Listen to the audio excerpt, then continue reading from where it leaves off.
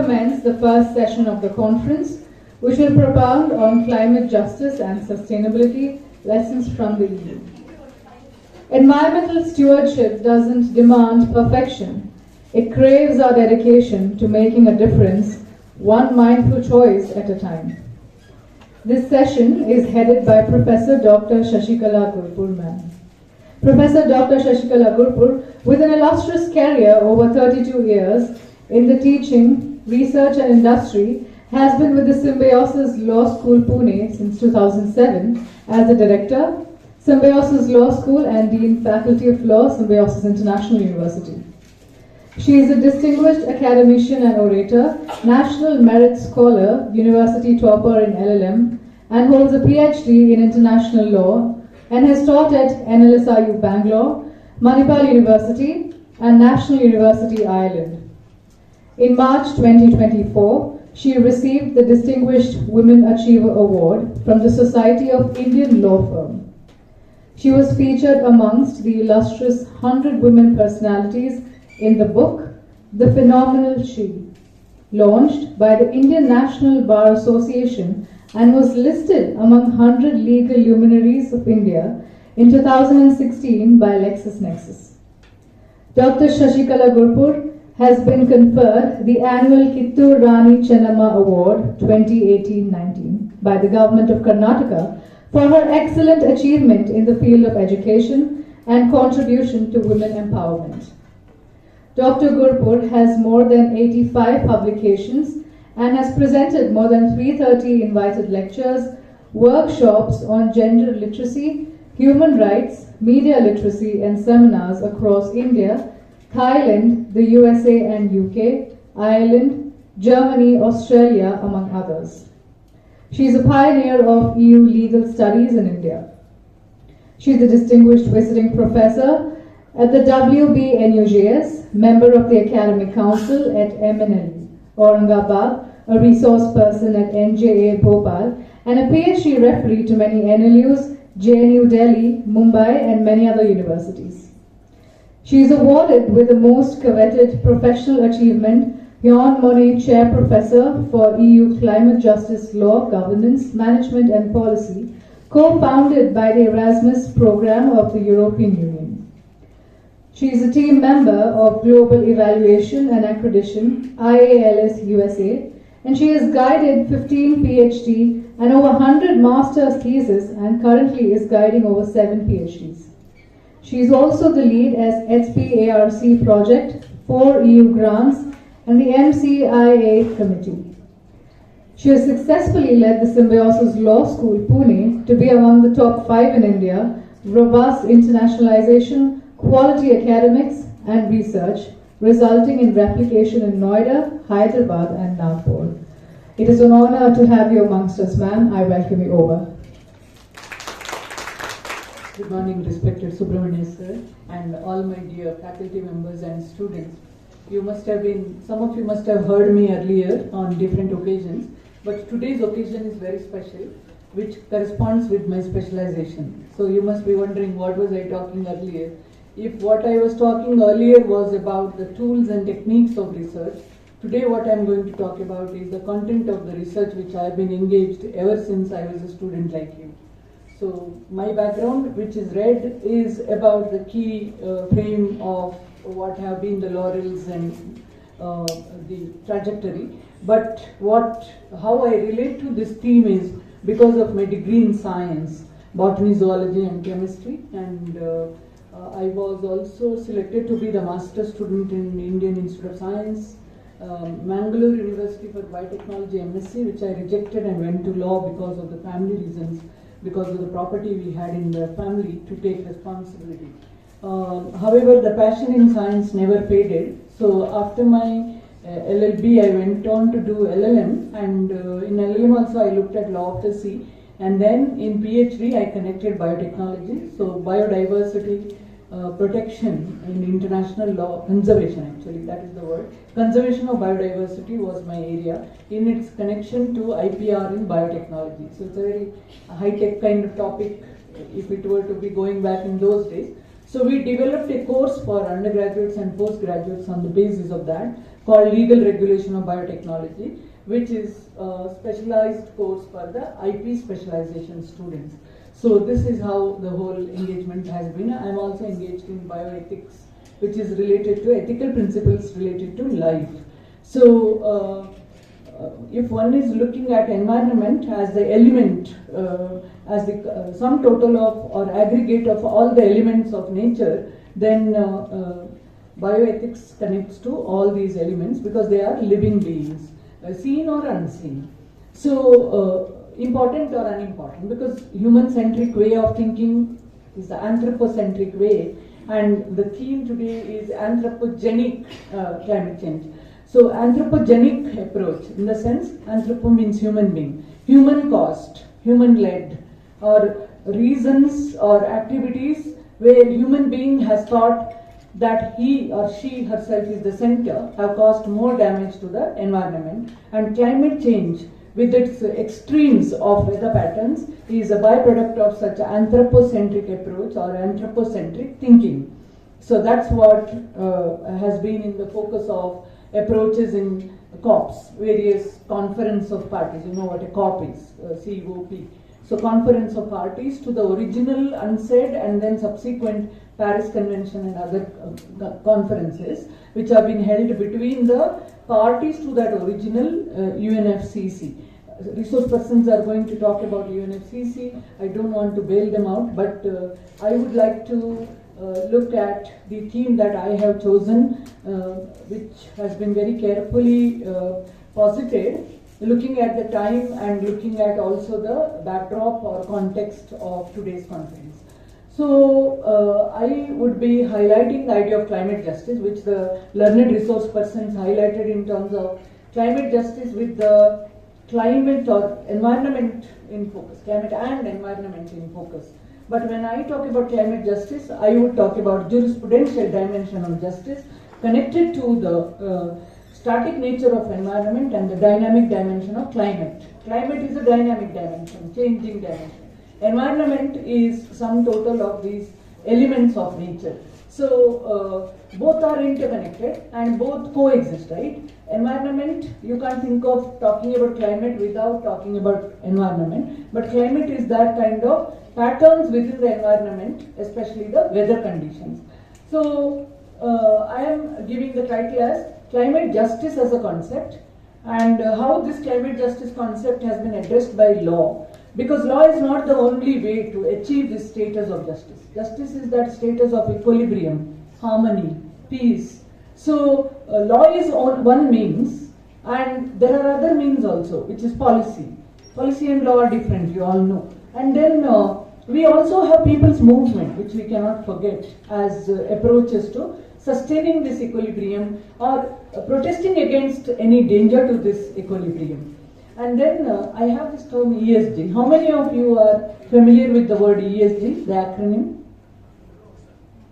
Only one. Yeah. Now ESG is the new term of art which your generation will confront now and then, especially when you go for internships in the law firm. What is this ESG? What is behind ESG is human rights only. But that human rights expanded in terms of environmental, social and governance issues. So from the climate change related concerns and international legal developments and policy developments, how the ESG has come as the operational reality in anthropogenic environmental or climate change related issues. And here the anthropo is not single human being or community of human beings. Here the anthropo works through the fictitious, legally fictitious possibility, which is the corporate. So that is what we are going to learn. And all these consolidation moved from European Union way back. You know that Brundtland report also came from the Northern European area, from Sweden, Scandinavian countries. How many of you have read the happiness index related report? So again, Scandinavian countries year on year they are toppers. Why do you think is the reason? Again, the faith in the rule of law, equality conditions in society, quality of life which is ensured for everyone apart from welfare approach in the state. So from these Scandinavian countries and then later on into the European Union's whole way of working, in the face of aggressive industrialization and industrial leadership that Europe has taken. You know that today if you're talking about any advanced technology, you think of Germany, right? The best of the cars in the market come from Germany, among other things. So, in the face of this aggressive industrialization and advancement, which the earlier guest spoke about, the leadership of human rights which European Union also has taken up because of the bitter past of the European Union. Therefore, our understanding of climate change related law and policy and climate justice cannot be severed from the understanding and the history of human rights movement and the causes of the need for such human rights movement, which came from endangerment of human rights because of the conflict and war. So these things are not separate. Let's interlink these and see the issues. So why I said learning from EU best practices, because in European Union the consolidation of these principles and laws happened to start with either the leadership of European Union or contribution of European Union or translation of the global principles to the European region with consensus between nations in Europe to agree to common standards. So that is where we have lots to learn. If you are looking at Asia, Asia has got different groups. If you look at Middle East, they have a group, the GCC. And if you look at Southeast Asia, earlier we had SAARC, which is in coma, as they say, international relations experts say. Then we formulated this 2005 or so, we formulated BIMSTEC nations, which is Bay of Bengal's regions, nations which included Thailand, etc. And then simultaneously we have ASEAN, ongoing South Asian, Association of Eastern Asian Nations. So which is the Southeast Asia Association where China is leading and here India is leading. And we don't look eye to eye. There is no unification of Asia that one can think of like how you look at unification of Europe. But then it is a possibility. With the little unions only, Europe moved into almost full union, because initially Europe had two big brothers, France and Germany. We can compare them to India and China, and always at loggerheads. Students who have studied international relations will understand this. And then it moved to taking into the fold Benelux countries, then Northern European countries. So today we have 27 countries in European Union. I don't want to discuss more on that because that's an area by itself. Only one thing you remember as students and within the limits of our time, that European Union is a union of European nations which to some degree have a supra-governmental power given to the European Union. Supra-national power, only to some degree. It is like how states of India have the constitution. Some of you are very busy there, so could you come in front? The two rows, that student, yeah, you can come here, the one with the specs. You are very busy, loudly talking, so please come in front, you are distracted. So, if you look at European Union, what is the difference? If you look at India, India as a nation has got one constitution and India has got states as the, it's a federal structure and India has got states as the units, and then there is a power which is commonly on the states in the central government, and states have their own autonomic sphere. It is mentioned in the schedule in the constitution as state list, union list and concurrent list. European Union somewhat is similar to that in terms of power sharing, where states have their autonomous power, but the states here are independent nations, mind you, and evolved at different historical context and have different approaches to their governance, although their fundamental nature of the law is civil law. But what you see here is there are certain areas where all these states have surrendered their power to the Union, European Union. And European Union can make laws which is binding on the states in such a way that even citizens get rights against their own state to challenge any intervention or any violation of rights in relation to that law. So climate change is one such area where there is a union directive, and that union directive, if it is not followed, then an individual also can sue their state. For example, in European Union, the area of land use, private ownership of the land. In India, we don't think of private ownership of the land as absolute right because we have reduced it to legal right now after the 42nd Amendment of the Constitution. So, In European Union, that right is a private right. Private ownership is completely protected. Suppose in your land you have a carbon sink, like if your land is a peat land. You know what is a peat land? PEAT. Peat is a crude variety of coal. So there are lands in Ireland and other parts of European Union. You just look at the location also, much above the equator. So there are certain areas on the earth's surface where the carbon is absorbed. So peatlands are supposed to be carbon sinks. Just like how we have oceans. Oceans are carbon sinks. What are carbon sinks? They sequester the carbon. They absorb the carbon and they decompose the carbon or metabolize the carbon, because there is so much of living species in the ocean, or trees are designed in such a way that they can use the carbon, and you know that they produce the glucose out of carbon and they give out the oxygen. So this is how climate balance, the gaseous balance, the greenhouse gas effect is retarded or limited or reduced or completely eliminated if you are using it in a certain quantity and you are not destroying the trees. So forests are carbon sinks. Peat land is carbon sink, ocean is the carbon sink. I'm just giving you the basics of that science. So, in the European Union, in your private land, if a carbon sink is found, can the state prevent you from using that or selling that? Answer is no. But in European Union, the consciousness is so high that citizens themselves will protect it for the sake of the rest of the country, for the sake of the rest of the globe, rest of the nation, in the climate interest. Now for that, what do they have in return? They have incentives. They have protection schemes. So land use law, in terms of its correlation and harmony with the climate change law principles, as an example, shows you how union law protects the rights of a citizen against the absence or inadequacy of the state law. Can you imagine such a law in Asia? Between China and India, between China, Thailand, Malaysia, we don't have. So that is a peculiarity of European Union. It's a union of states or nations where there is a supra-governmental authority, and that authority can make law in those areas which have been agreed to by the government. It's not that that authority on its own can exercise that right. It is surrender of sovereignty by the member states. And it is only in those agreed areas. Human rights is one such area. Fundamental freedoms is one such area. Rule of law is one such area. So the minute you put it as fundamental freedom, human right and rule of law, show me one area which is not covered by that.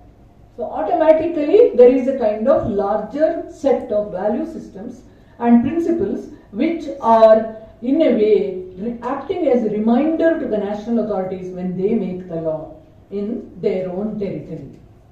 So, European Union today, if you see the whole privacy law, it has emerged globally because of the initial approach of general data protection regulation which the European Union has enacted. Why did European Union do that? Again, the conscience keeping and ethical governance, which made them realize the power of the big data companies. The big data, the way it was invasive to the privacy of the people with the internet's onset. France felt it so many times. Because French, if you look at the history, Sir is a great authority on history and literature. He will tell you Montesquieu, Voltaire, their writings have inspired. And then we had the Enlightenment project, the whole idea of age of reason, etc. emerging. So in France, there is a very refined philosophy which is emerging, there is a very refined sense of privacy, very refined sense of protecting one's autonomy, freedom. So you saw that it is the French who first raised voice against genetically modified plants, genetically modified organisms. When it came to the question of also, very, very important, the Google invading their private space. How did they feel Google invaded their private space? You know that France has been battling the terrorism. And French had a very bad memory in recent history when one of their cartoon magazines, whole editorial team was shot dead in their editorial meeting. Have you read about it? The Charlie Hebdo editorials. You have to read more. So what happened was, in one go, all of them were killed, and then the possibility was that they had to shut down this cartoon magazine. Did they shut down? No. They ran the next day's issue because for them it was a question of stand up to terrorism, stand up to any invasion on freedom and expression, and then continue the publication of this. So next day's issue was published. But what they could not battle enough was Google repeatedly beaming the news about it, that all the editorial board was massacred, it was finished, and it was because of some years ago this cartoon was published, that way the emotion was hit, etc., etc. So they tried to sue the Google company in their country. And you know what is the basis of the right? Right to be forgotten, right not to remember. You know, so that is where the articulation of right to privacy in a very different context, with the internet becoming all pervasive, started emerging. I don't know how many of you have read these newly emerging rights as offshoot of privacy, and then as expression of privacy right, and as a kind of reaction to the way in which big data companies are invading our life. There is also the new right which has been articulated called right to remain obscure. That if I don't want to be seen in the Facebook, but I want to know what that space is, I would like to be participating there, because today it is the digital public square. But then I don't want to be chased by a psychopath, or by an investigator, or by unwanted kind of invasion into my privacy and my identity. Then I have a right to what you call remain obscure. So right to remain obscure, how many people know about it, how many people exercise it, but can you really remain obscure once you enter their sphere, because your data is already there? So these issues, I'm giving these as an example to show how European Union has evolved these principles of fundamental freedom, human rights and rule of law, which at the union level with the 27 member states could become the law if the member states have agreed that area to be the area of common law. The minute that becomes the law at the European Union, that is binding on everyone, including the citizens, whereby if the state violates that law at some point, the citizen has the right to question the state. Another example I can give just to make you understand European Union law's unique nature. We had in Ireland, now the Irish constitution has been amended, and the clause that state and the Holy Trinity, state shall be subservient to Holy Trinity, has been removed. That in fact has been removed. It's a kind of post-secular state.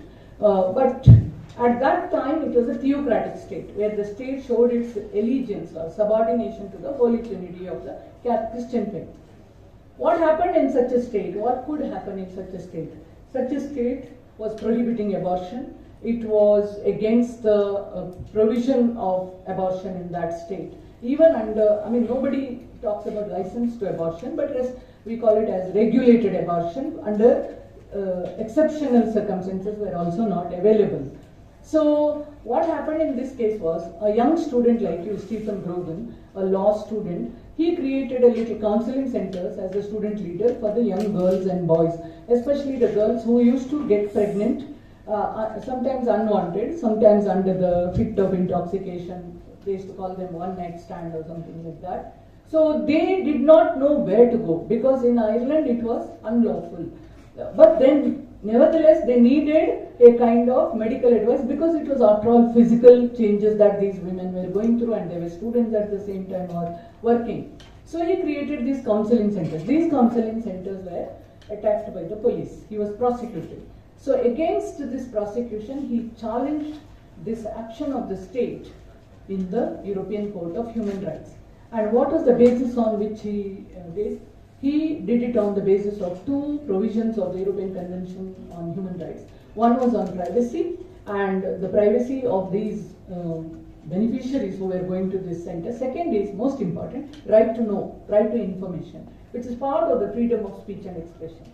So both these were appreciated by European Union, and they said that his attempt to give information and the attempt of these girls to come and discuss with the counselors could not be construed as a violation of a theocratic state's criminal law. It should be seen as the right, as the part of the human rights framework, which is binding on Ireland as a member of the European Union by virtue of the European Convention on Human Rights.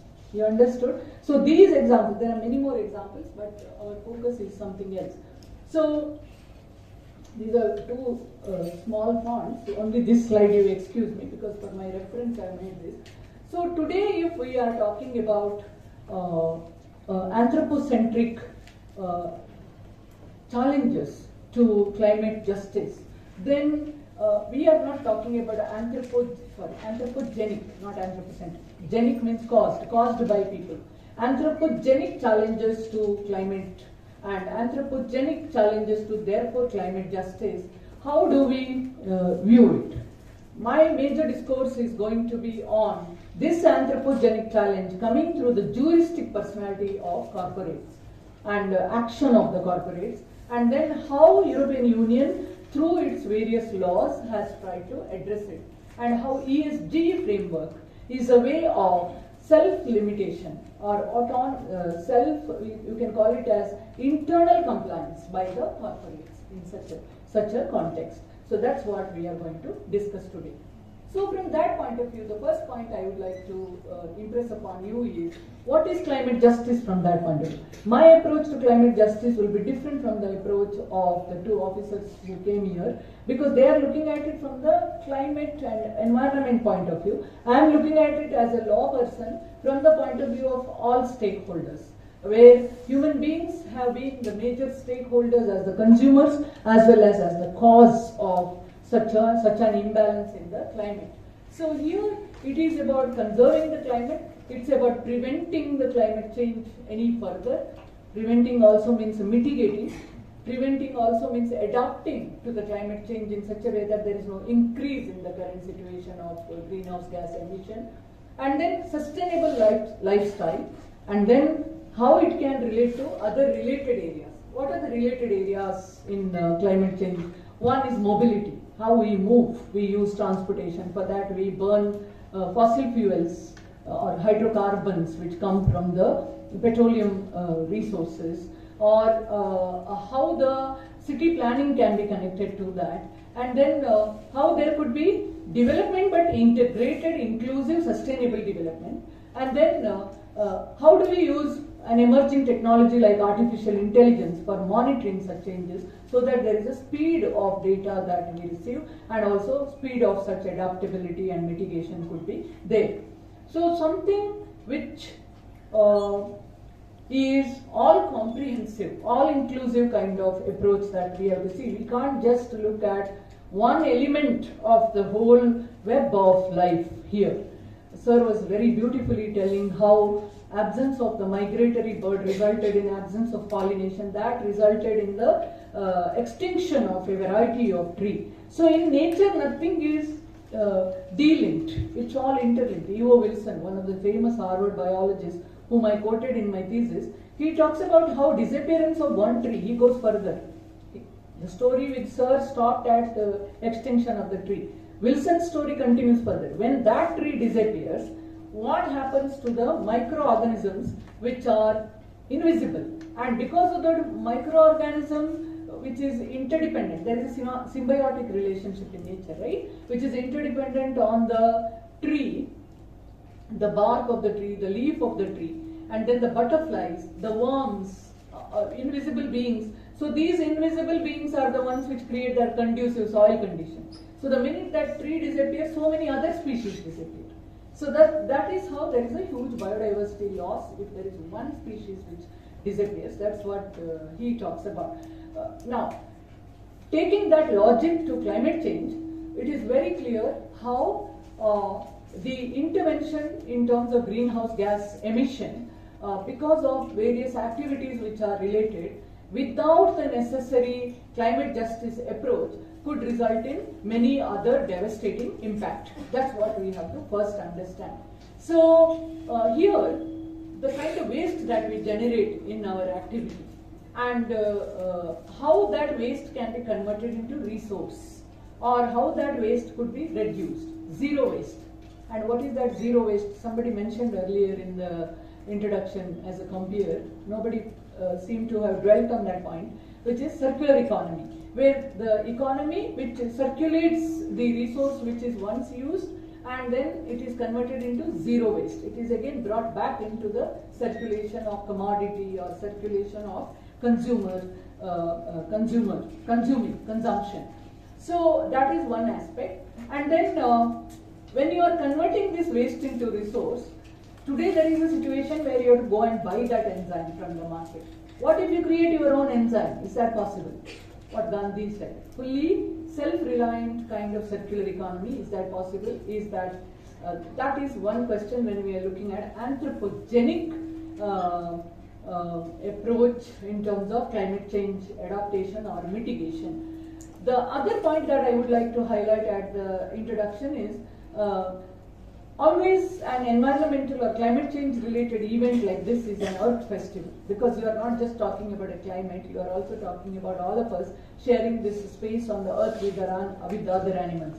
It's also about philosophy, it's about values, which was already told about, and then looking at the parts of the earth as carbon sinks, looking at jobs as green jobs, it was mentioned earlier, mobility, and then having one's own garden, and then looking at communities which are nature communities. They are called ecosystem communities, like indigenous communities.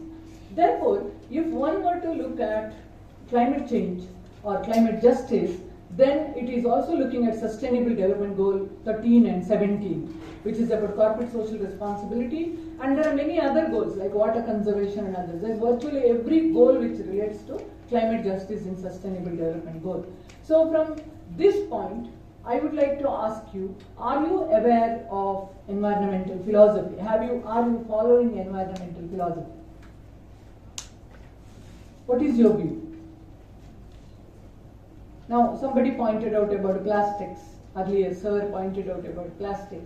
Avoidance of the plastic or using recycled plastic, or when we were growing up as students and young people like you, we always used glass bottles. We always brought bottles from our home.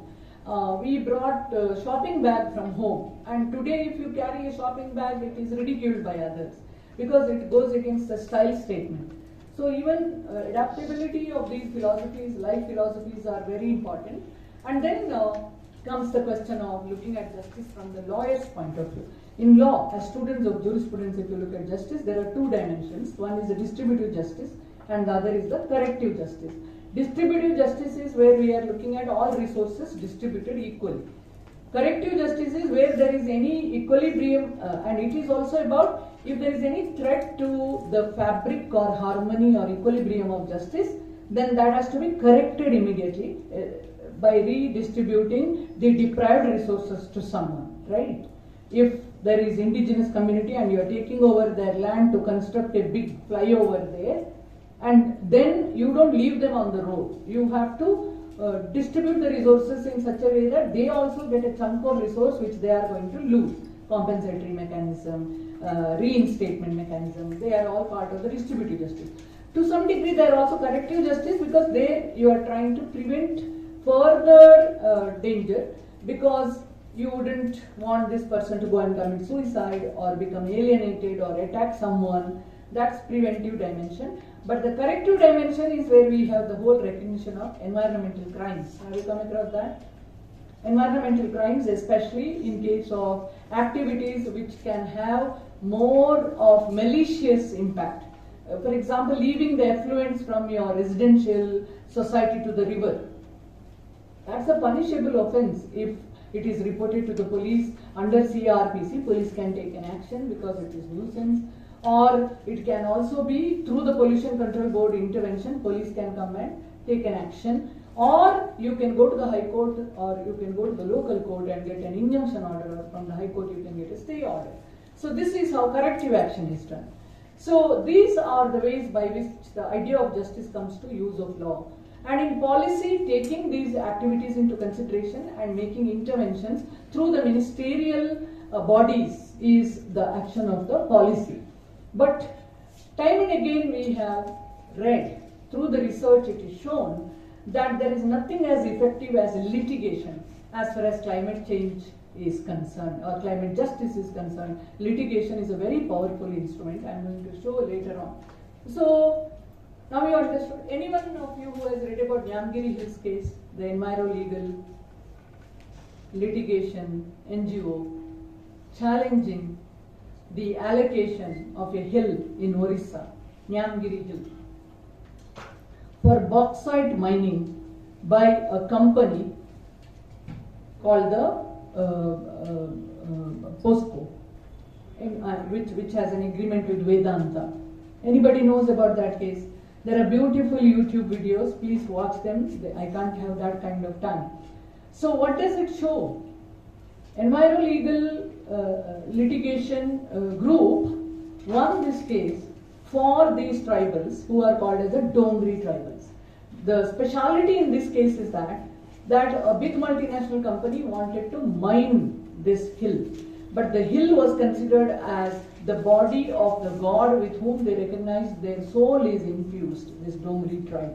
So they staged a protest. Greenpeace, an international NGO, was supporting them to mobilize the people, and finally the legal basis in favor of the tribals was that the local panchayat's consent was not taken, because panchayat represents the people who have sovereignty over the resources, and their consent has to be taken through the panchayat, which was not taken. And at the bureaucratic level, at the chief minister ministerial level, this handing over was done. So the court pointed out that, and a Gram Sabha had to give the consent to this, and the Gram Sabha had refused consent afterwards. This is how the whole thing came to a standstill. Meanwhile, the company had already taken over, it was trying to rehabilitate people, all that had to come to a standstill.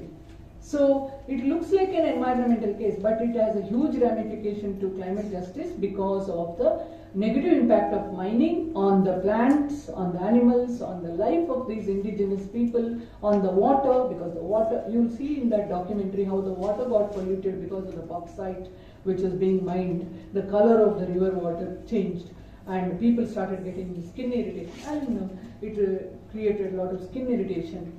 So this is one example. The other example that we had was in Pune, the Mulamutta river, which is full of phytoplankton, hyacinth, stink, and then that is the river from which the water is taken for consumption. So the water had to be treated. The water was getting polluted because the surrounding housing societies' effluents were being left to the river. Now the Pune Municipal Corporation is creating riverfront rejuvenation activity. Thousands of crores of rupees are being planned to be spent on that. The other is landslides. In Coorg you have come across, Kerala you have come across, we have come across in Malunge in Pune. So these are showing how the climate change with the heavy rain or suddenly, and even in Uttarakhand the incidents have come. Why are they happening? Is it anthropogenic? Answer is yes, it is anthropogenic. Anthropogenic by who? In most of these cases, either it is a corporation which is receiving permission from the state, which is intervening without taking necessary precaution. All our principles of environmental law not being properly followed by them, or the plans not taking into consideration the proper data, resulting in this kind of a devastation on the resources of the environment and causing climate change issues. And then the case, two aspects I would like to share with you. The case in Orissa which happened in relation to the Dongri tribe clearly showed 2 points. One is the livelihood of those people. Second is the meaningfulness of those people, identity of those people. When it came to climate change, two other examples have been documented, which I read when I was doing my PhD. One is in Kerala, the fisher folk, how they use their language to describe the mood of the sea, which was captured by the Jnanpith awardee Tagali Pillai in his novel Chemmin. The different words used to describe the pattern of the waves. Similarly, in Eskimo population, you know where the Eskimo population is? In the northern pole. What kind of words they have to describe the nature of the ice? For us, it is one ice, which appears this way. But for them, there are hundreds of words. The Eskimo language is almost now getting extinct because Eskimo people are getting extinct. Their lifestyle is getting extinct because there is the melting of the ice caps. So this is what climate change can cause. When we are talking about climate justice, anthropogenic changes in the climate can cause many devastating effects, which are not just visible effects. There are invisible long-term effects in terms of identity, in terms of culture, in terms of meaningfulness, and also in terms of resources. That's what I was trying to highlight. So I also told you how in EU many other debates are emerging which are very different, which are very standard setting, like how we did in the data privacy. In climate change also, Europe's best practices could be good pointers to us, especially in case of land use, as I told you. Second is in terms of carbon sink, as the feed case I told you. Third is in case of human rights protection. Fourth is, which I'll tell later, is about non-governmental organizations leading the battle for damage to climate done by European companies in their operation outside Europe. So in two ways these litigations have come. In Holland, this litigation has come against Shell Company, because Shell Company was not supposed to drill beyond a certain limit, beyond certain years, which the Shell did not care. So an NGO came and reminded the government that this is going to be detrimental to the climate change obligations of Denmark, of Holland, and of Europe, and of the world under the UNFCCC. Second example is where in Poland an NGO files a case to inform the investors that the company in which they are investing is committing these kinds of devastation of forest elsewhere, where these big woods are felled and they are brought as timber. In India also we have a huge shipment of these logs of wood. So in Europe the awareness is coming very strongly on the dimensions of supply chain. Whether it is procurement of raw materials or selling of the products or any kind of supply chain. When you're marketing the product, when you're producing the product, everywhere, how it is climate change related, climate change law related, policy related, compliance is the question that they ask. And then these questions can be asked at every stage as internal compliance. And this whole framework is called sustainability compliance, sustainability framework. So corporate framework on sustainability is the core in the European Union approach. Then you may ask why it is important for Indians. Two reasons. Europe is our major trade partner. Second, we have thousands of jobs, almost 70,000 jobs in India as of now being provided by European companies. That's the figure which is 1 year old. It must have increased by now. And India is opening lot of branches and industries in Europe.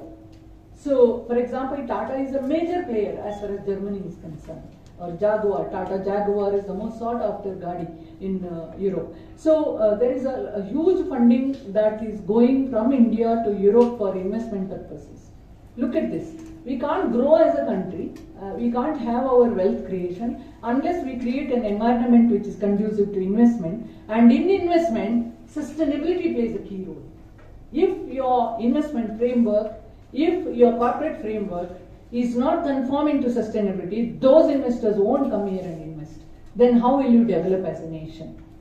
So it is not just a eyewash. We have this concept of greenwash also. I'll talk to you later on. So you understood the basics now. It's very clear to you. Now with that I'll take you through this. I need technical assistance with one of the smart guys. I want to show you, because I thought that point will come from the resource person. This YouTube video, if you can log out and play, copy paste that link. So what is climate change? Just see this video and it will show you how the climate change is affecting us. It's not something far, it is something very close to us everywhere. And in a simple way, it is a change in the weather patterns. Okay, what kind of weather pattern? Bangalore is experiencing heat, Bangalore is experiencing, could there be a better context for climate change to be explained? And then it is in the rain pattern, the precipitation pattern, because cyclones are also byproduct of that, extreme rains are byproduct of that. Then it can create devastating effect, as Sir said, for vulnerable communities, as I gave you the example of the tribals and others, with the economic, social, physical and other conditions. So, Bombay flooding, if you have read, in Kalyan area, when it flooded, everybody's lifetime saving went off because the whole flat got inundated. Nobody thought of this in advance. There was no insurance or anything like that. So families after families lost a lot of money. So it can cause huge devastation. Yeah. So you understood that what climate change is, and then we have understood that Such a change can undermine food, water, as we have. So food, water, and economic security. And then we also have derivative effect or secondary effect, which is about displacement, loss of livelihood, and then weakened government and also political instability and conflict. What example we can take? Look at, there is this whole phenomenon called environmental refugees or climate refugees, where people get displaced because there is no proper water resource, there is no food available, or overnight, we see the cyclone impact, that overnight people become homeless, they are rendered homeless and then they migrate to some other area. So this is what we see as the human impact of climate change. So for us, when we are trying to understand climate justice, it's very important to understand the basics of this climate change and interconnection of all these different elements. Now, it is the report of the United Science which shows that how climate change impact is not just one time, it's accelerating. It's not remaining stagnant, it's increasing. This is 2021 report. And how does it show? It shows that there is a need for net zero emission. That's what the Glasgow Declaration committed to, net zero emission. And then what they are showing is that recently there are so many changes, and these changes have come over what came over thousands of years. Now it is coming in a short period. Now what these European nations and other nations are committing to is at least reduce the emission to the 50% level of what was there in the late 90s, before 2000. So this is how initially for last 20 years, whatever is the increase is there, we'll bring it back to the 50% of what was there in 1990. What does it mean? That means in last 25 years, the emission rate has been very high, right?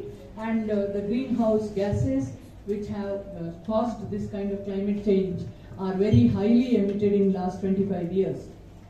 So what has happened in last 25 years? Sir was telling urbanization has happened, technological development has happened, population increase has happened.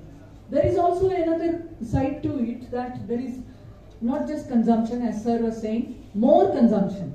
It's not just a question of consumption, not just feeding the mouth, but few of us eating more than others, which is causing this. And also that the greenhouse gas levels are continuing to rise, and then there is extreme heat, extreme drought, heavy rain. These are all the indications of the climate change. And they, once upon a time, they used to happen very rarely, and now they are happening very frequently. So the frequency of that, the escalation of that, and then we have another reality that we have to see. With all this itself, already the Earth, the planet, and the humankind has been affected. But with COVID-19, that increased by another 25%. COVID-19 actually cleansed the climate. You all know that in Jalandhar, people could see the Himalayas, etc. But then in that period of lockdown, which showed what an amount of emission was getting into the air because of the mobility that we were using, the hydrocarbons that we were burning. And then what we see is that by 2025, if we do not reduce the temperature, the likely increase is 2.5 degrees centigrade. But if that is not stopped and that is not reduced, there is a likelihood that there is going to be the inundation of islands in the Far East Asia. So that will mean that whole of that population will be either sinking, or we will have to take the burden of that population because they need to be moved. And then it is not just moving them, it's also providing livelihood for them. So this is how climate change is not just an issue of the climate, it's not just a cosmetic issue, it's a very serious issue of justice to humanity. So with that, I will take you through this documentary which will give you a very clear idea of what climate change is about and how serious. Just a 3 minutes. The main cause is a phenomenon known as the greenhouse effect. Gases in the atmosphere, such as water vapor, carbon dioxide, methane, nitrous oxide, and chlorofluorocarbons, let the sun's light in, but keep some of the heat from escaping, like the glass walls of a greenhouse. The more greenhouse gases in the atmosphere, the more heat gets trapped, strengthening the greenhouse effect and increasing the Earth's temperature. Human activities, like the burning of fossil fuels, have increased the amount of CO2 in the atmosphere by more than a third since the Industrial Revolution. The rapid increase in greenhouse gases in the atmosphere has warmed the planet at an alarming rate. While Earth's climate has fluctuated in the past, atmospheric carbon dioxide hasn't reached today's levels in hundreds of thousands of years. Climate change has consequences for our oceans, our weather, our food sources, and our health. Ice sheets, such as Greenland and Antarctica, are melting. The extra water that was once held in glaciers causes sea levels to rise and spills out of the oceans, flooding coastal regions. Warmer temperatures also make weather more extreme. This means not only more intense major storms, floods, and heavy snowfall, but also longer and more frequent droughts. These changes in weather pose challenges. Growing crops becomes more difficult. The areas where plants and animals can live shift, and water supplies are diminished. In addition to creating new agricultural challenges, climate change can directly affect people's physical health. In urban areas, the warmer atmosphere creates an environment that traps and increases the amount of smog. This is because smog contains ozone particles, which increase rapidly at higher temperatures. Exposure to higher levels of smog can cause health problems such as asthma, heart disease, and lung cancer.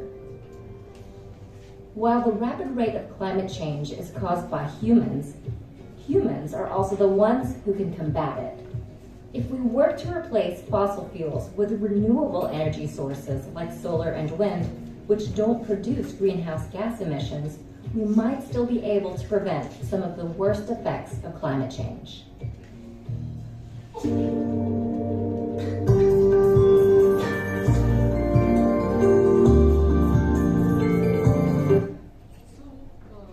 What's our lesson here? Two lessons.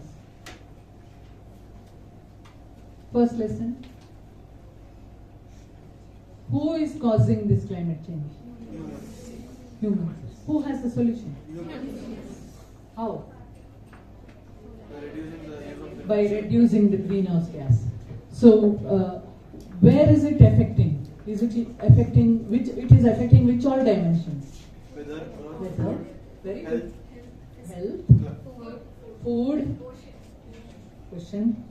So it is not only immediate but also long term that this climate change has got the effect. So any alternative to this, solution to this, has to think of short term as well as long term, and how law is acting as an incentive, as a supporter, and also as a kind of mitigating force through coercion is what we have to explore. So you see the whole trajectory of the international conferences that have happened. Sir mentioned earlier about the ozone layer conference, among other things. The important milestone is after Stockholm, piecemeal conventions came, very detailed conventions, and UNFCCC is the major convention on climate change in 1992, and then we had the Kyoto Protocol, then the Bali and all other conference of parties. The latest one was 2021, the landmark one, which talked about reduction, the whole net zero in terms of emissions kind of drive started from the Glasgow. But if you do the fact check, where are we in terms of net zero? How do we approach that? So the Paris Agreement is one of the most important milestones, which is much before Glasgow. So it is the one which pointed out tripod of action. First one is to limit the global average temperature to less than 2 degrees centigrade in terms of its increase. It should not increase more than 2 degrees. And then what we said, 2.5 degrees in Glasgow. See how we are not reaching it, and we are being liberal with our standards. And second is, we have to see that there is more resilience and there is more adaptation to the climate impact, which is definitely going to occur. So how do you do the resilience? I know that today in this room the temperature is more than 30. And I think that I should use air condition. Is that the only alternative? Can I think of any other alternative? So in Gujarat, the Gujarat government is the only government which has, with the environment, climate change as its important facet, a separate ministry for climate change. So in Gujarat, there is incentives and there is also a common awareness because of the incentives, because money speaks, right?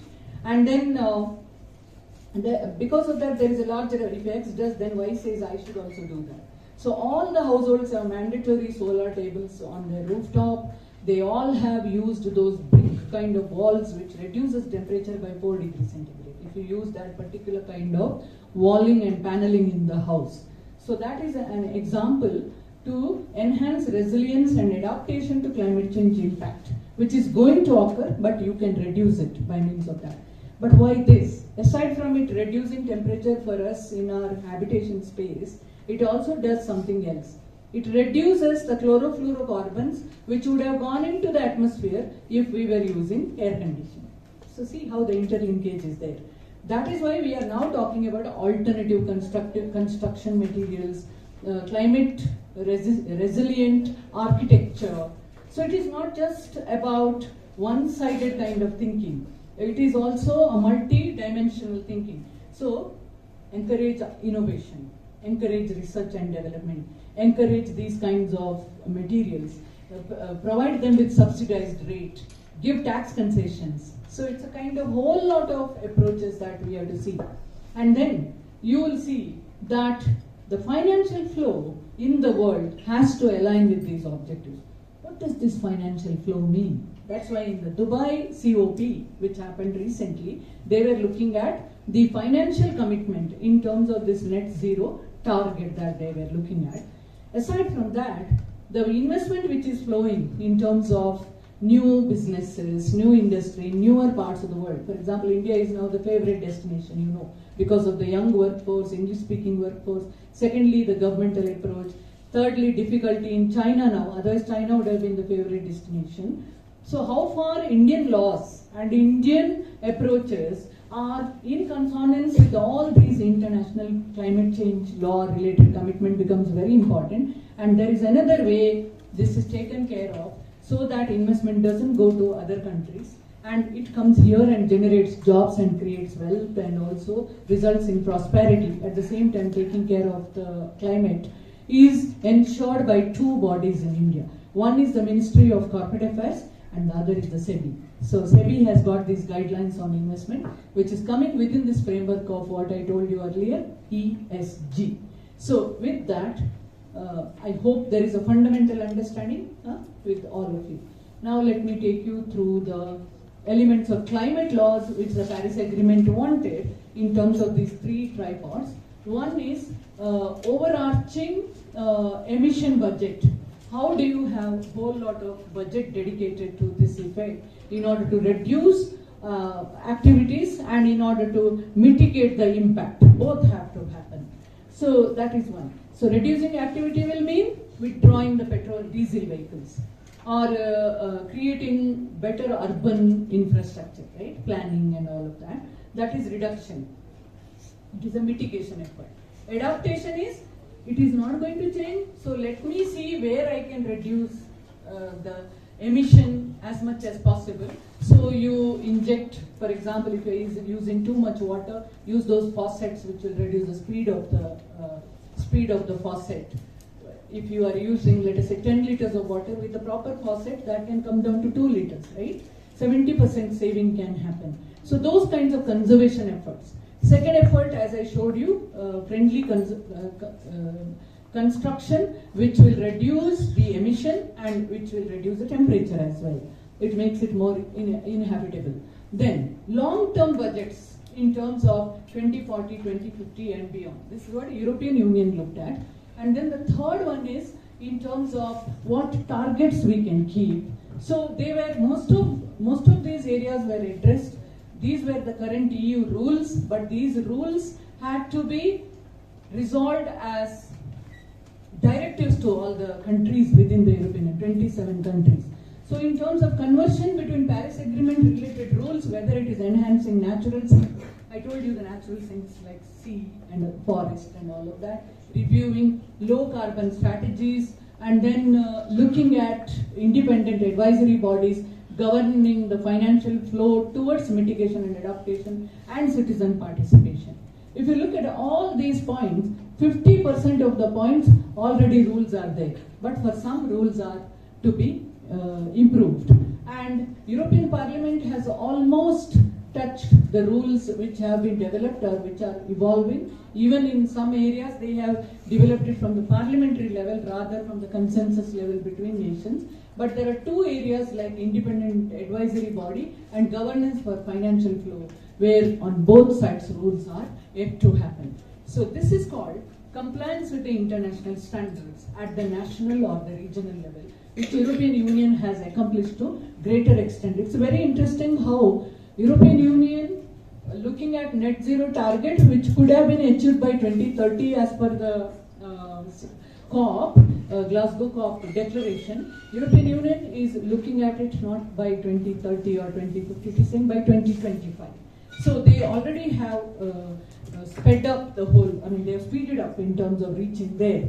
So very comprehensive rule, very detailed, and then it is very important that compared to other countries, there is a very strict regulation and adaptation that European Union has done. And you can see that the commitment to reach net zero emission by 2050 and negative emission, minus emission thereafter, that commitment has come from the Parliament. Now, how are they going to achieve it? They have a strategic framework, and this action framework, first of all, was by means of a governance regulation, which is in tandem with the Paris Agreement. And the second one is the strategy that they have adopted. I would request you to carefully follow this strategy, because this is something that if you are interacting with the European Union's any official or any company, this is the awareness that is going to make you a winner. That is the Green Deal. European Green Deal is the common parlance that all the companies use when they're talking about sustainability, and all the governments in Europe also use in their diplomatic negotiation. So in the European Green Deal, first is transition into circular economy. You know what is a circular economy? So the goods or the products which are once introduced, they are going to be reduced to zero, means there is no waste that is retained there. There is recycling, reusing. Farm to fork strategy, so that there is no packaging, the supply chain, the cold supply chain, all of them are big killers to the climate change. And then just transition. When you are transitioning, you don't transition it by force. You do it in a very equilibrium and balanced manner. Then clean, reliable and affordable energy. Mostly they are moving to nuclear energy, so they are looking at emission-less, environmentally clean and cheaply available energy. That one, see, today if we are using, in Ireland I used to come across, leaded petrol, unleaded petrol. Leaded petrol means cost is a little less. Unleaded petrol means it's expensive. So in the petrol station I used to watch, from the type of the cars, the kind of petrol they were buying, we could know their social status and affordability. So this kind of thing makes the affordability to be class oriented. So making it equal. So it has to sit with the principle of equality, rule of law and justice. See how they are looking at it. And then achieving climate neutrality in terms of zero emission is what the Green Deal is focusing on. If you were to connect this Green Deal to an educational institution, or to a commercial enterprise, or to a manufacturing unit, or to a banking enterprise, how will you look at it? That is ESG framework or sustainability framework, where you are managing your operation in such a way that you cause net zero impact or climate neutrality. There is a kind of neutral impact on the climate. Now, this is where, when you are students of law, you are directly understanding how life is impacted. And it is not just about your fellow lawyer or your judge above you, it's about the whole ecosystem that you are very mindful of. That's what is indicated in this kind of a framework. Now, in 2021, so many directives came, and this is Fit for 55, which is about zero emission, and then the entire energy framework, climate change framework was revamped in the line of Glasgow Declaration, and this has become a best practice as far as other nations are concerned. Which other area European best practice can you think of? One we said about privacy, now climate change or sustainability. Any other? Artificial intelligence. EU is the first one to adopt the AI Act Just recently they passed the AI Act, and that is looking at comprehensively the current development of AI.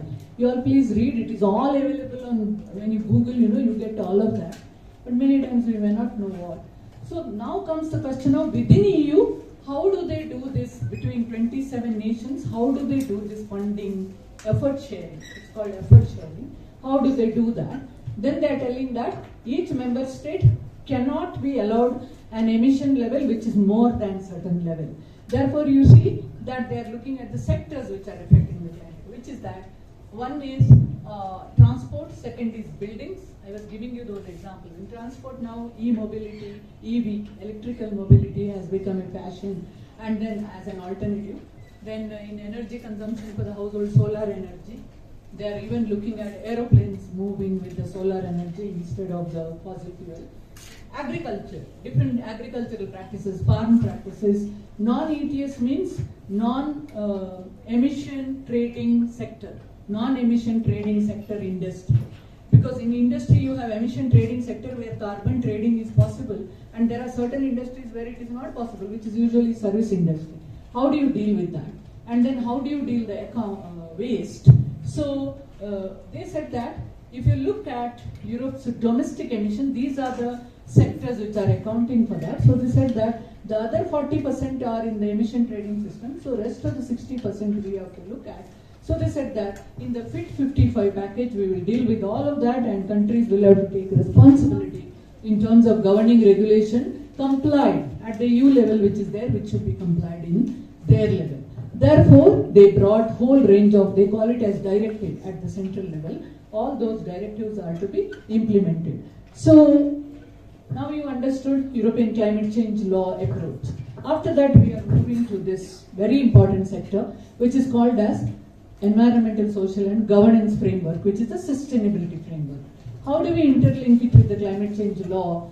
One is that if you are looking at climate change, environmental, social and governance factors have been majorly increasing, because it is because of the climate change affordability or climate change impact that many sectors have been affected. Either you cannot function in that sector, or you have to introduce new changes to that sector.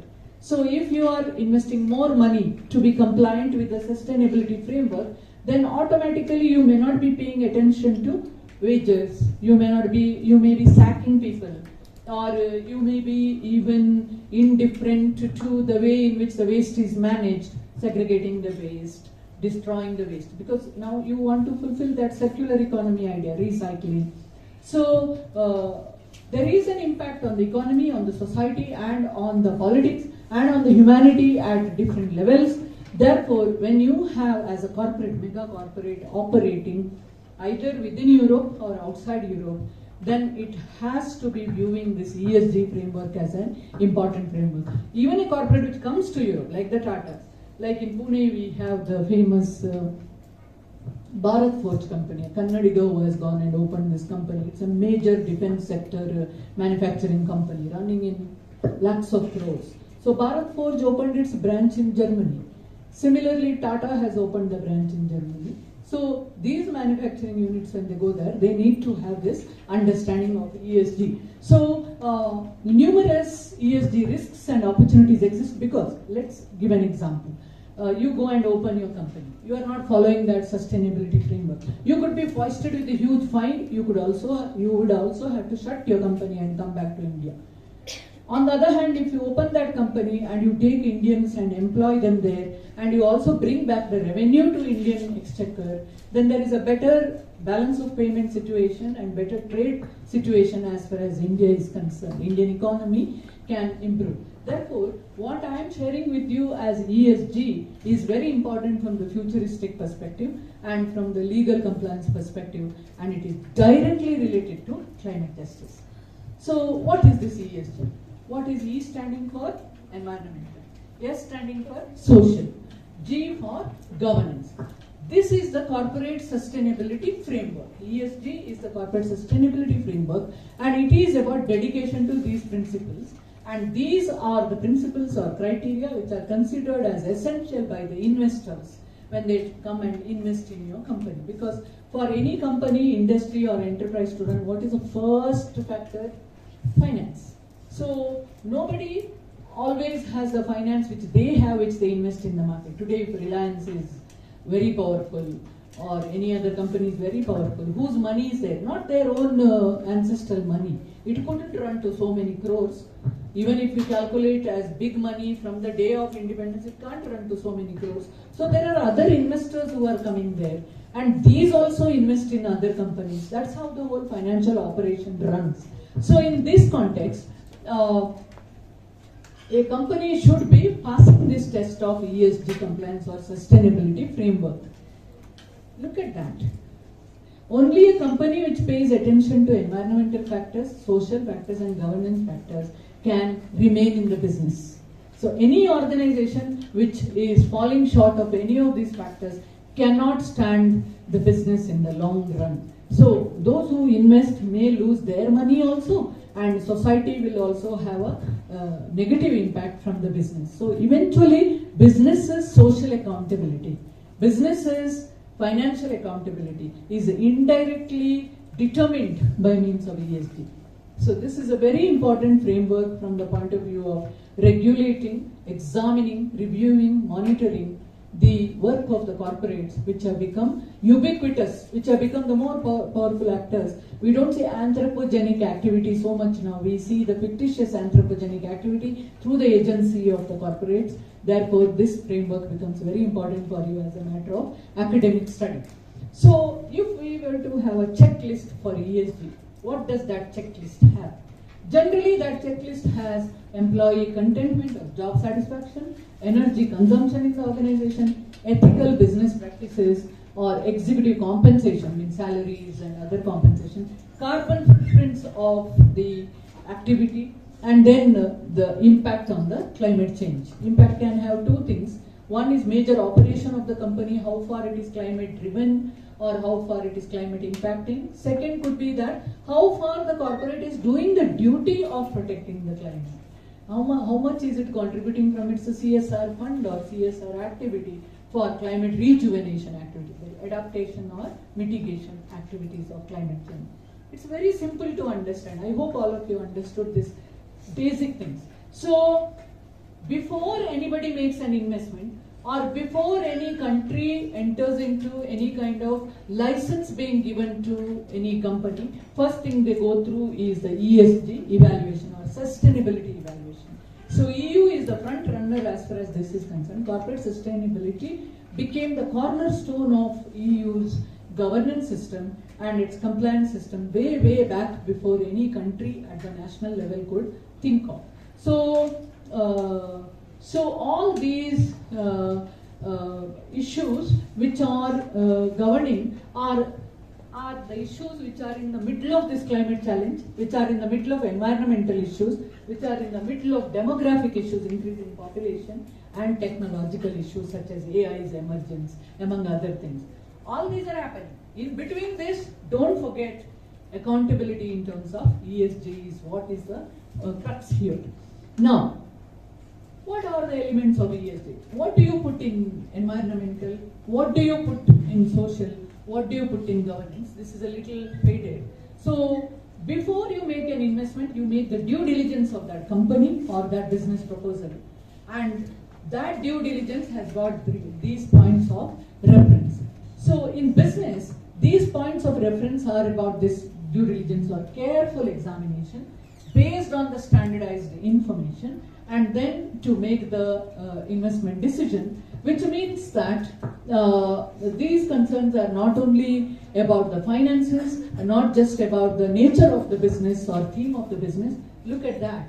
It is on the geographical location, scope of its value chain, how its procurement policies, how its supply chain is, and then how it conducts its operation and where it operates.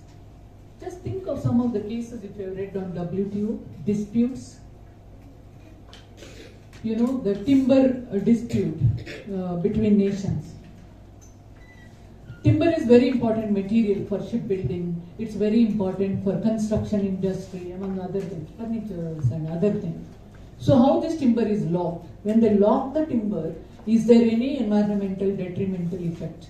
Secondly, when they cut the timber, and then how they procure the timber, is that resulting in denudation of the forest or any kind of animal population?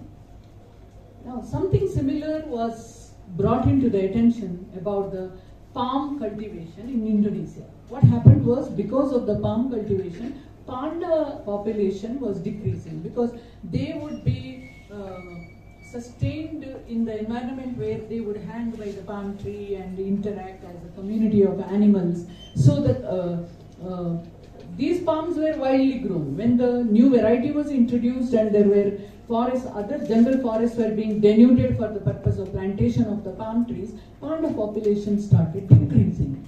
So palm oil import by certain countries was blocked because of this environmental impact of the operation of the palm industry. One example I am giving you. So the biodiversity, animal biodiversity was affected.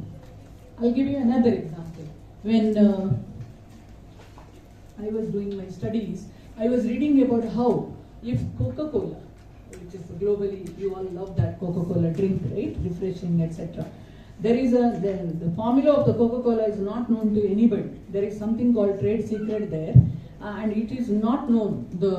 Some ingredients might be discussed in online fora, but the real taste and the flavor and aroma and all other, even the color, it's not completely discussed. But there is one secret to that. Zanzibar, you might have read about, it's an island near Africa. It was once the colony of the Germans. In Zanzibar, vanilla cultivation is the only crop that all people depend. And the entire vanilla is exported to the Coke industry. Tomorrow, if Coke formula shifts or changes, what will happen to the Zanzibar people? So this is the connection between trade and environment and human survival. So we have to be very careful when scientifically, when we are assessing the information of trade. You guys are going to be tomorrow as the compliance officers, assessment officers, auditors, inspectors. So this reading is very important for you to have that perspective. So in national planning, it's better. Zanzibar governance doesn't depend on Coke alone. The soil conditions should be studied by scientists and alternative crop patterns should be introduced. Otherwise, they'll become like the Irish people who were simply, lots of people died during the British time because during the colonial times, potato was hit by a fungal disease called potato blight. And Irish were used to the potatoes as staple diet. And when the potato crop got devastated, they had nothing to eat. They even drank, they broke the wall, used the lime water and fed to the children, but many couldn't survive. And then they escaped in the Titanic ship, which was the fateful ship. You know that, these stories. So, single crop dependence and genetic monocultivation, and then that being the major source of income, and no proper adherence to the climate conditions or understanding of the climate conditions can have a huge economic impact. How business and economy and culture and survival of a particular territory are also interlinked is what we have to understand when we are understanding the sustainability dimension. Clear? So sustainability is a very big concept, and its linkages with trade and its linkages with the climate change and understanding of the environment need to be very clear to us from the financial point of view. So I told you about ESG. Now let us look at E. In the documentation, what all is required by an organization? One is publish a carbon or sustainability report, your carbon footprint, carbon emission, carbon trading. Second, harmful pollutants and chemicals, if you are using, limit them. Actually eliminate, but in the beginning limit. Seek to lower the greenhouse gas emission and CO2 footprint, and use renewable energy sources, reduce the waste. How do you handle the waste? So all these points will come in the E. S. In S, how you have ethical supply chain. For example, I am the manufacturer of a shampoo, and then I test the shampoo by putting the baby rabbit in a hole, and then I sprinkle the shampoo into her eye. And if she's blinded, then it is not fit for my consumption. I am the owner of a beer factory, and I test the fitness of the beer by putting to the tank of the beer a fish If the fish dies, then it is not fit for consumption. See the supply chain, it's unethical, right? So supply chain has to be ethical. It is not only that. You go and bribe a bureaucrat to see that in the midday meal, my product is introduced as a company and not her product. So she is giving 5% cut, I'll give 10%. Corruption. Therefore, in governance, it is interrelated. All these three are interrelated. In governance, I try to see that my product has got higher carbon emission rate, but I bribe someone and then I show that it is low. And I modify the report. Today we were discussing many of those things. So, ethical supply chain is about not to involve unethical means in getting a precedence in the market or in any element of the supply chain. Second, avoid overseas labor in questionable workplace safety or employ child labor. No child labor, and also questionable workplace practice. I'll show you, I'll tell you. In Middle East, if you go and be employed in a company, certain companies hold your passport so that you don't escape. Then there are certain companies which employ their employees in the desert heat without any kind of protection gear or without any kind of rest, because in those countries there is no democracy, there is no legal framework, or labor law framework is very person-centric because of the family-based rulings, the sheikdoms. The other example we can give is, I was listening about 2015 British passed a legislation called Modern Slavery Abolition Act. What is the need for talk of slavery? Because they define this modern slavery as that practice which is similar to slavery, especially in terms of using the, being part of the supply chain of human trafficking.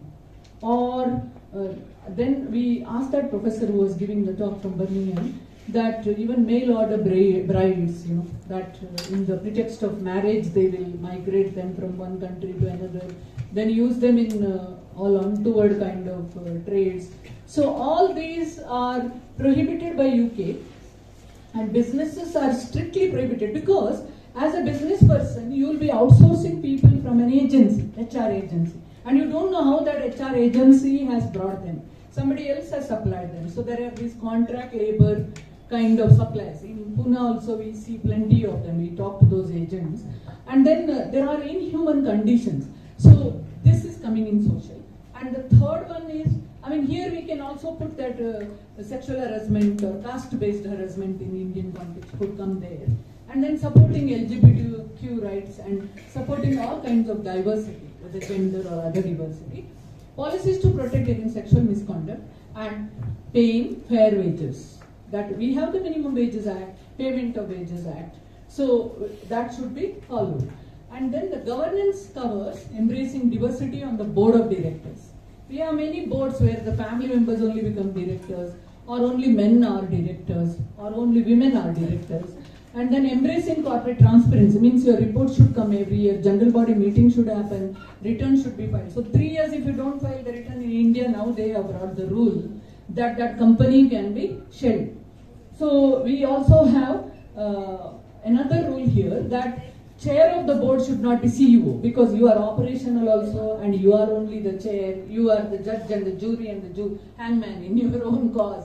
It's against principle of natural justice and principles of transparency. So in governance also companies have to follow these fair principles, and you should have staggered elections. Means not election because there is general body meeting to be conducted and returns are to be filed. The elections have to happen every now and then, whenever the board member retires or when the board member withdraws, etc. Now you understood? So in terms of climate justice, with our limitation of time, I can quickly tell you that which all businesses should concern. Many businesses, almost all business, because climate justice is the question of universal ownership, whether national or international or a mix.